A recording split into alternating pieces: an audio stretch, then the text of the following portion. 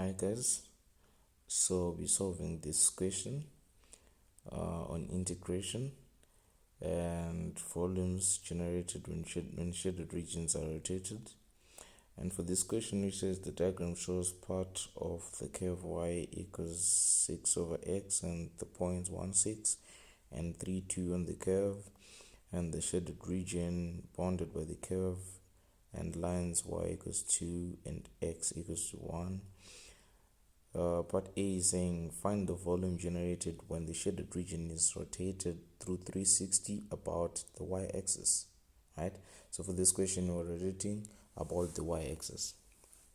And if you've been paying attention to my previous videos on rotating about the x-axis, we said if we're rotating about the x-axis, that means we're using x limits and we're using expressions with y squared as the subject.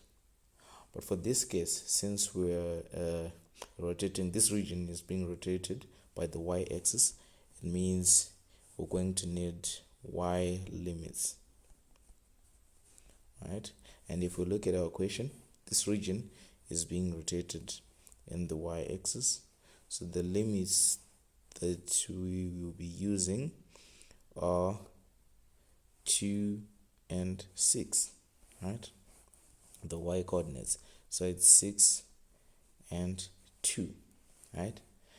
And again, since we're dealing with the y-axis, we're going to need terms with x squared as the subject, right? And for us to get that, we first have to make x the subject, then square both sides. So we have y equals 6 over x. So making x the subject, x will be 6 over y, right? Then we square both sides to get our x squared. So x squared will be 36 over y squared. So you can write it as x squared equal to 36 y to the power minus 2. So we're going to integrate this, right, with x squared as the subject.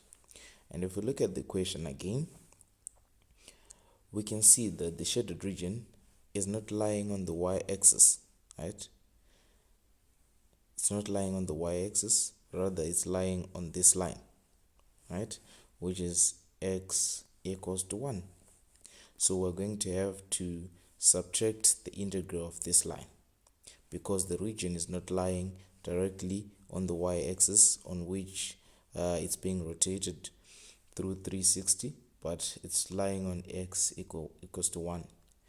But remember, we're dealing with terms in x squared, so for this also we square both sides, so we get our x squared equals to 1, right? So we have x squared equals this and x squared equals 1.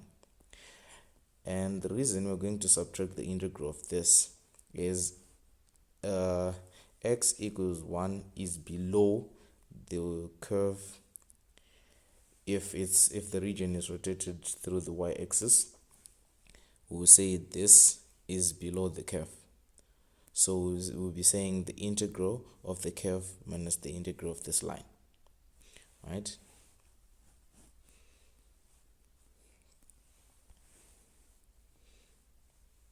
So if we're rotating it in the x-axis and do something like this, we'll be saying the integral of this minus this.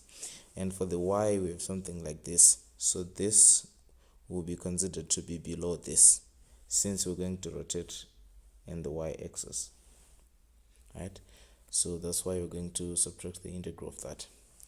So that's integral from 6 to 2 of 36y to the power minus 2 with respect to y now, minus integral 62 of 1 with respect to y, right?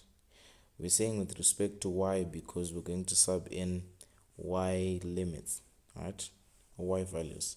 So integrating this, we get 36y to the power minus 1, we add 1 to the power, then we divide by the new power, minus y. Then we substitute 6 and 2. and we have pi here because we're dealing with volume, and substituting 6 we get 36 6 to the power minus 1 over minus 1 minus 6, we get negative 12. Then we subtract what we get after substituting 2. That's our 36 2 to the power minus 1 over minus 1 minus 2. We get minus 20, right? So this is the same as saying minus 12 plus 20, and this will give us our 8 pi. Don't forget this pi whenever you're dealing with volume. So our answer is 8 pi for this.